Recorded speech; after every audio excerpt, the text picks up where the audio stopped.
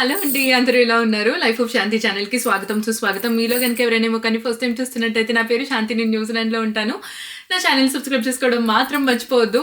ఈ clothes fashion video కాదు, పూజ చేయాలి. అందుకే ఈ లుక్‌లో ఉన్నాను. మీలో చాలా మంది నన్ను అన్‌స్కిల్డ్ జాబ్స్ గురించి అండ్ దెన్ వీసాస్ గురించి అడుగుతున్నారు. సో దాని గురించి ఈ వీడియో చేయబోతున్నాను. అండ్ న్యూజిలాండ్ ఇంకా రెసెషన్‌లోనే ఉంది. సో ఇంకా జాబ్ మార్కెట్ అనేది ఇంకా it's not up and running. అది వచ్చినప్పుడు నేను ఖచ్చితంగా మీకు చెప్తాను. సో దయచేసి ప్లీజ్ వెయిట్ ఫర్ ఇట్. కానీ ఈ లోపు నేను అన్‌స్కిల్డ్ జాబ్స్ గురించి చెప్తున్నాను. ఆ వీసా ప్రాసెస్ కూడా ప్లీజ్ ఈ వీడియో ఎండ్ వరకు చూడండి. ఫస్ట్ అయితే different varieties of unskilled jobs ఏంటో చెప్తాను. దాని తర్వాత అసలు మన ఇండియాకి ఎలిజిబుల్ ఉన్నవి కొన్ని ఉన్నాయి వీటిల్లో. అవి అసలు ఎలా అప్లై చేసుకోవాలి ఏంటి అని ఈ వీడియోలో క్లియర్గా చెప్పబోతున్నాను. Let's get this video started. So దీనిలో different varieties of unskilled jobs ఉన్నాయి. నేను ఏది మర్చిపోకూడదని చెప్పి నీట్గా రాసుకొని పెట్టుకున్నాను అనమాట. ఫస్ట్ వచ్చేసి అగ్రికల్చర్ అండ్ హార్టికల్చర్. అంటే ఇదేంటంటే మనం ఫ్రూట్ పికింగ్ కానీ వ్యవసాయం చేయటం కానీ and then labour like harvesting కానీ డైరీ ఫార్మ్స్లో వర్క్ చేయడం కానీ ఇలాగా ఫార్మింగ్ అంటే బఫ్లోస్కి మిల్క్ తీయడం ఇలాంటివన్నీ జాబ్స్ ఉంటాయి కదా. ఇది మెయిన్ వన్ అన్‌స్కిల్డ్ జాబ్ అనమాట. సో ఈ జాబ్స్లో అసలు ఎలా రావచ్చు న్యూజిలాండ్కి చెప్తాను. అండ్ న్యూజిలాండ్ మెయిన్గా ఇలాగా అగ్రికల్చర్ చదువుకునే ఆప్షన్ ఉందండి. దీనికి level 7 level 8 degree jobs education course ఉన్నాయి. మీరు ఆ అగ్రికల్చర్ పీజీ డిప్లొమా చదవాలన్నమాట అగ్రికల్చర్ రిలేటెడ్. సో మీరు అది చదివితే దాని తర్వాత మీరు ఇక్కడ మనం ఇండియాలో ఎలాగైతే లీజ్ తీసుకొని చేస్తారు కదా అలా లీజ్ తీసుకొని చేయొచ్చు. నేను హామిల్టన్లో చదువుకునేటప్పుడు పార్ట్ టైం చేసేదాన్ని కదా. పార్ట్ టైం చేసేటప్పుడు నాకు తెలిసిన ఆవిడ వాళ్ళ హస్బెండ్ కూడా సేమ్ అంతే అనమాట. ఇక్కడ లీజ్ ఈజీగానే తీసుకోవచ్చు. కాకపోతే ఫార్మింగ్కి చాలా దూరంగా వెళ్ళి ఉండాలి.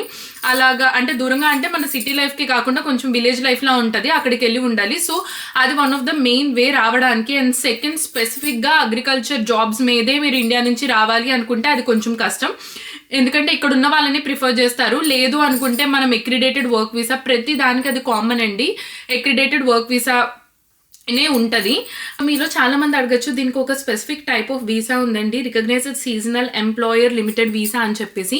ఈ వీసాని మన ఇండియన్ పాస్పోర్ట్కి సిటిజన్స్కి ఎలో లేదనమాట. ఓన్లీ పసిఫిక్ ఐలాండ్స్ అంటే ఫీజీ ఐలాండ్స్ కానీ కుక్ ఐలాండ్స్ కానీ అండ్ దెన్ ఇంకా సామోవా అని చెప్పేసి ఇలాగ న్యూజిలాండ్ దగ్గరలో ఒక 20 to 25 ఐలాండ్స్ ఉన్నాయన్నమాట. పసిఫిక్ ఓషన్ మీద ఉన్న ఐలాండ్స్ వాళ్ళకి మాత్రమే స్పెసిఫిక్గా ఈ వీసా ఉంది. సో వాళ్ళు ఒక 3 months అలా వచ్చి వర్క్ చేసుకొని మళ్ళీ వెనక్కి వెళ్ళిపోవచ్చు. మన ఇండియన్స్ కనుక ఈ అగ్రికల్చర్ రిలేటెడ్గా రావాలంటే ఫస్ట్ ఒకటి మీరు స్టడీ మీద వచ్చి తర్వాత మీరు ఎసెన్షియల్ స్కిల్ వర్క్ వీసా, ఇప్పుడు అన్ని accredited work visa open work visa కూడా చేశారు 3 years. సో ఆ ఓపెన్ వర్క్ వీసా తీసుకొని అలాగా చేయటం, ఆ తర్వాత మీరు పిఆర్ ప్రాసెస్ అప్లై చేసుకోవడమే తప్ప స్పెసిఫిక్గా దీనికంటూ స్పెషల్ వీసా ఏమీ లేదనమాట. ఇదొకటి. అండ్ దెన్ సెకండ్ వన్ని చెప్పేసిన తర్వాత లాస్ట్గా వీసా గురించి మాట్లాడతాను. అండ్ తర్వాత అన్‌స్కిల్డ్ జాబ్ ఇంకోటి వచ్చేసి ఏంటంటే కన్స్ట్రక్షన్ వర్క్, మెయింటెనెన్స్ వర్క్ అంటే రోడ్ మెయింటెనెన్స్ కానీ లేదంటే కన్స్ట్రక్షన్ వర్క్లో లేబర్ కానీ ఇలాంటి జాబ్స్ కూడా న్యూజిలాండ్లో అన్‌స్కిల్డ్ జాబ్స్గా ఉన్నాయి. సో దీన్ని కూడా స్పెసిఫిక్గా ఇండియా నుంచి తీసుకోవడం అంటే కష్టం. మళ్ళీ మీరు ఎసెన్షియల్ స్కిల్ వర్క్ వీసా అంటే Seek, LinkedIn, Trade Me and then Indeed, ఈ 4 వెబ్సైట్లో కనుక మీరు వెళ్ళి కొన్ని మీకు అసలు జాబ్ డిస్క్రిప్షన్లోనే మీకు క్లియర్గా మెన్షన్ చేసేస్తారనమాట. ఏమనంటే ఓన్లీ రెసిడెన్స్నే తీసుకుంటాం, న్యూజిలాండ్ సిటిజన్సే తీసుకుంటాం అని చెప్పి. అలా కాకుండా ఉన్న వాటన్నిటికీ మీరు ట్రై చేయొచ్చు. అండ్ న్యూజిలాండ్ జాబ్ మీరు అప్లై చేసిన తర్వాత ఇంటర్వ్యూ ప్రాసెస్కి చాలా టైం పడుతుంది వాళ్ళు రెస్పాండ్ అవ్వడానికి కూడా. నేనైతే ఒకసారి అప్లై చేసిన తర్వాత 4 months వచ్చింది. నేను అది 1 year తర్వాత ఓపెన్ చేసి చూసుకున్నాను. ఎందుకంటే 4 months అంటే మనం స్పెసిఫిక్గా ఈ పాటికి వేరే జాబ్ వచ్చేసి ఉంటుంది. యాక్చువల్లీ నేను మిస్ చేసిన జాబ్ చాలా మంచి జాబ్ అనమాట. అది ఇంటర్వ్యూ ప్రాసెస్ ఏది అటెండ్ అవ్వలేకపోయాను ఎందుకంటే నేను మెసేజెస్ చూసుకోలేదు. సో కాన్స్టెంట్గా అప్లై చేయాలి. న్యూజిలాండ్లో అదే అనమాట. ఎందుకంటే కంట్రీ చాలా చిన్నదవడం వల్ల జాబ్ మార్కెట్ కూడా చాలా చిన్నది, జనాలు కూడా చాలా అంటే చాలా స్లోగా రెస్పాండ్ అవుతారు. సో మీరు ఏమైనా అప్లై చేస్తున్నారంటే నిరాశ పడకూడదు. అది కీప్ ఆన్ అప్లై చేస్తూనే ఉండాలి, కీప్ ఆన్ చెక్ చేసుకుంటూ ఉండాలి. థర్డ్ వచ్చేసి హాస్పిటాలిటీ అండ్ టూరిజం అనమాట. హాస్పిటాలిటీ అంటే మనం హోటల్ మేనేజర్ అవ్వచ్చు, లేదంటే హౌస్ కీపింగ్ జాబ్స్ అయి ఉండొచ్చు, లేదు అనుకుంటే హోటల్లో క్లీనింగ్ సర్వీసెస్ అయి ఉండొచ్చు, లేదంటే మన రెస్టారెంట్స్లో కిచెన్ హ్యాండ్ కానీ డిష్ వాషింగ్ కానీ దేనికైనా ఇవన్నీ hospitality and tourism under jobs వస్తాయి.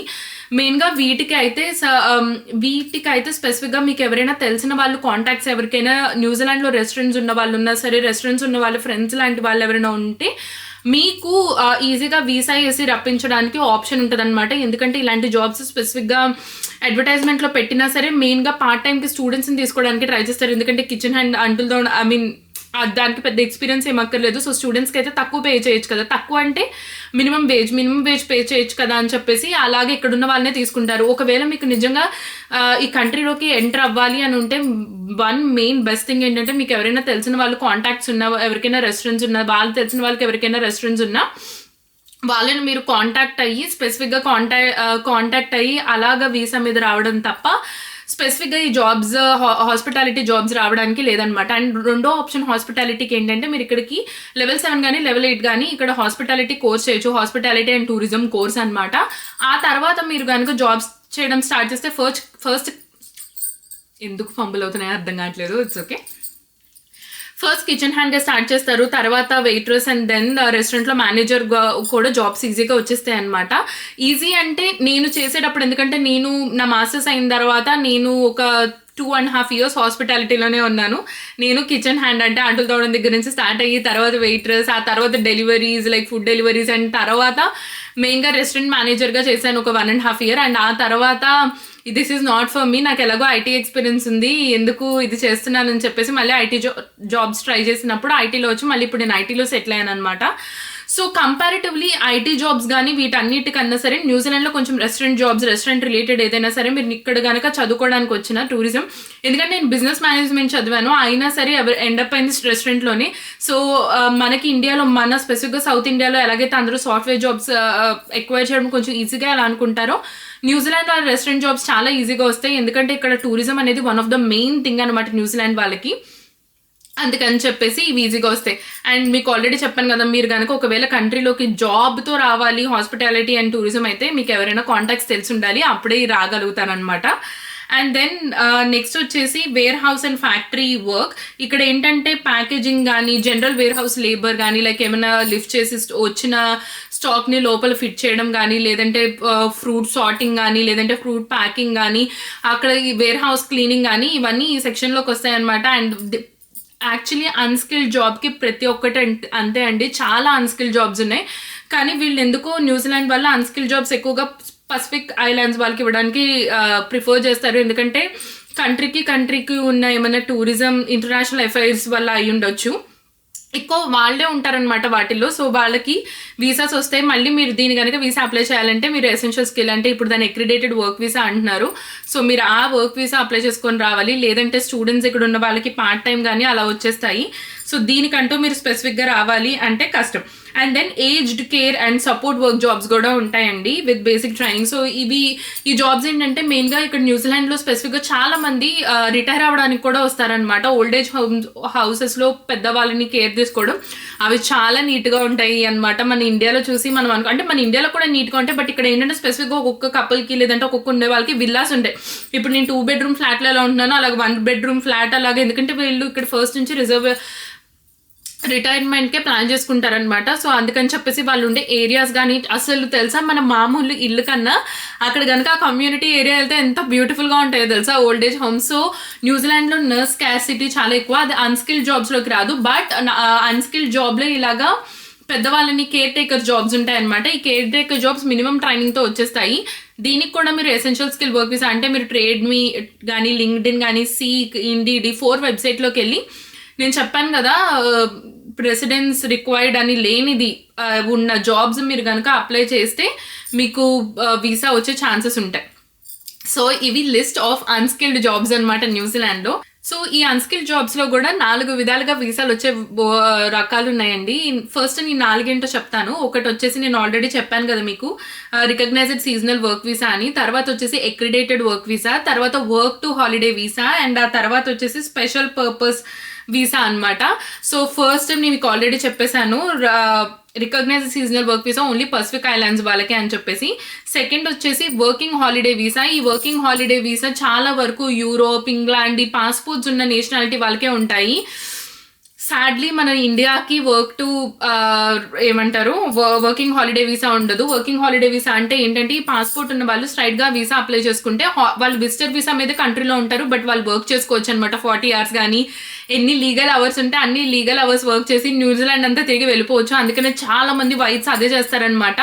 యంగ్గా ఉన్న వాళ్ళందరూ జస్ట్ వచ్చేసి ఇక్కడే సంపాదించేసి వీకెండ్స్ అంతా తిరిగేసి, లేదంటే ఒక 2 months ఏమీ ఎటు స్పెండ్ చేయకుండా జస్ట్ మనీ ఎర్న్ చేసి ఆ మనీని ఇక్కడ స్పెండ్ చేసి వెళ్ళిపోతూ ఉంటారు.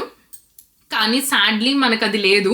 అండ్ థర్డ్ వచ్చేసి అక్రిడేటెడ్ వర్క్ వీసా. ఇదే అనమాట మనకి ఇండియా వాళ్ళకి ఈ అన్స్కిల్డ్ జాబ్స్ ఏది అప్లై చేయాలన్నా సరే మీరు జాబ్ వెబ్సైట్స్లోకి వెళ్ళి మీరు జాబ్స్ అప్లై చేసి మీకు కనుక ఆఫర్ లెటర్ ఉంటే ఆ ఆఫర్ లెటర్ పెట్టాలి మ్యాండేటరీగా. అప్పుడు మీరు వీసాకి అప్లై చేస్తే వీసా ప్రాసెసింగ్ 60 to 90 days తీసుకుంటుంది.